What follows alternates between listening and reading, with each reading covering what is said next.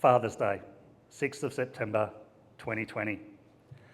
Almost exactly 18 months after I went flying over the handlebars of my bicycle, crashing into the bottom of a stormwater drain. 18 months after I crushed 2 vertebrae on impact, sending a sugar cube chunk of bone into my spinal cord. Hearing that I may never walk again. Feeling dazed and defeated. Then deciding to aim as high as I could imagine, because I really wanted my life back. Father's Day. I woke up early. Well, it's generous to call it early. I woke up in the night, thinking about that 18 months of knowing that I could only improve for 12 to 24 months. 18 months of giving my recovery my absolute best shot, trying to return to who I was. And I could not stop those negative thoughts from circulating through my mind. You're overweight. You're not the father you plan to be. You're failing at work and you're failing at recovery. You might have another 6 months to do something about it. That little window of improvement. Oh, finally, I thought I can work with. I can do something. I can get up out of bed. So I got out of bed as silently as I could so as not to wake my wife. Got dressed, went downstairs, did my little daily battle of putting my shoes on, strapped the rubber band to my left leg that helps my left toes get off the ground. And I got in the car and I drove to Mount Gravatt.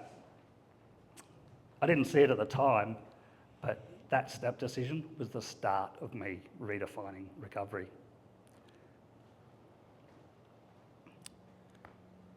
See, Mount Gravatt was special to me, full of fond cycling memories, 130 metres of vertical elevation over a 2 kilometre rise, maximum gradient about 10%. I know that's a cobblestone if you're riding the Tour de France, but when you're pushing this uphill, believe me, it hurts every single time. And the first time I went up the attempt, my lungs and legs burnt so intensely that I was sure I was going to grind to a halt as I wove my way up, perhaps even fall off, be forced embarrassingly to walk the bike up to the next flat spot where I'd get back on and ride. And I struggled badly, but I made it to that summit. And I learnt to love doing Gravats, going back time and time again, 3 to 5 reps each time I went. And it was the descents that I loved the most. Sure, I know what you're thinking, especially you fit ones. You know, it's because it's downhill, not uphill, all right? But it wasn't. It was the thrill of feeling connected with the bike and the road as I swept through those corners below the dappled sunlight and the eucalypts. The 6 a.m. air hitting my eyes and making it water, my skin tingling, the feelings of pure freedom. So I'd walked many places and walked hard, trying to recover, but I'd kept Mount Gravatt sacred. When I go back there, it'll be on a bicycle. I'll ride up that mountain again one day.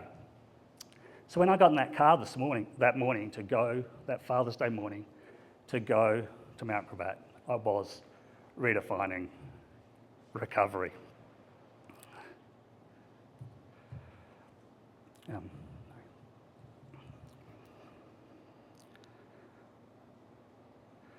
my train of thought. So I was redefining recovery as I went to Mount Gravatt that morning. I park my car, I get out my poles, and I look around. I think, which way shall I go? I only know the road. Well, Mark, it's just barely dawn. It's dark. You take up half a lane with your walking poles. There's bikes, the occasional car, and it's emotional. You don't need the road today. So I look around, I see a map, I find a track, and I'm on my way walking through that calming bushland,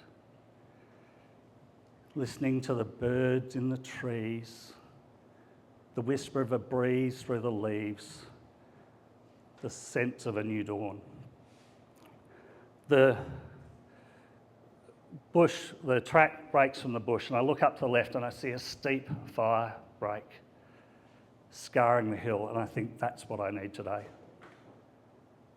That will challenge me. That will prove that I'm still capable. So I drive my poles into that hill, onwards and upwards, weaving across the slope, my feet often slipping on the loose gravel, and I walk, and I walk, and I walk, and as I walk, I start to feel better about myself.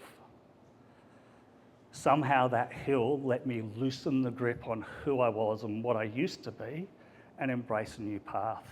I could park the goal of cycling at Mount Gravatt again and set a new goal. And the goal I started to contemplate, so wisely, was the 3 Capes walk in Tasmania.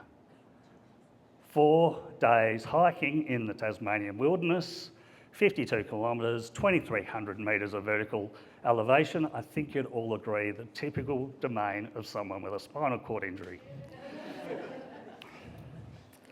As context, at home, if I'm walking up the flight of stairs with a litre of water, it'll take me a minute or two to recovery. So once I'd made the decision that I was walking the 3 Capes, I started thrashing myself, getting out on Mount Gravatt 3 or more times per week, walking really hard, multiple circuits. Sure, it was about recovery, but I also wanted to invite some friends on the walk and pay that big deposit. So I needed to know I could do it. And that exertion led to the level of damaged muscle, dead muscle in my blood spiking alarmingly. So my GP had to send me off to various specialists, including a neurologist. The neurologist condemned my efforts.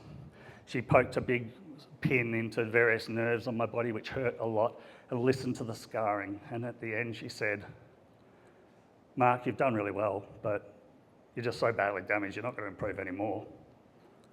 You need to realise that for you, walking on the flat is like someone else walking up a set of stairs. So you can't walk up mountains. Stop trying. You're flogging a dead horse."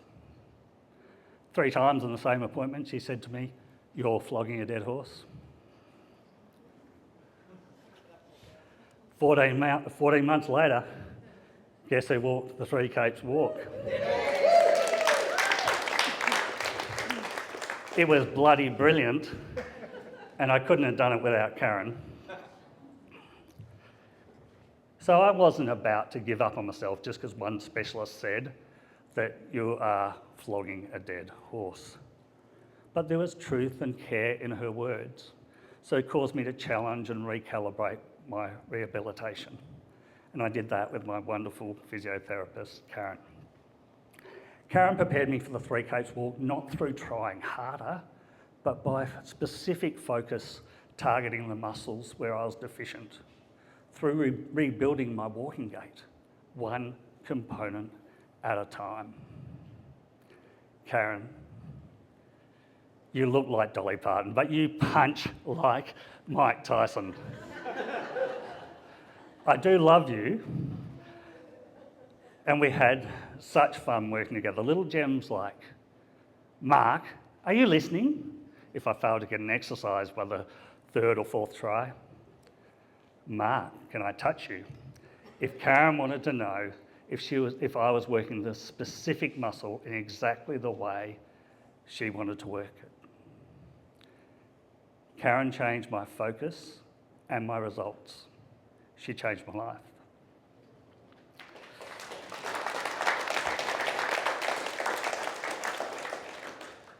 Redefining recovery starts by acknowledging where you are rather than where you wish you were.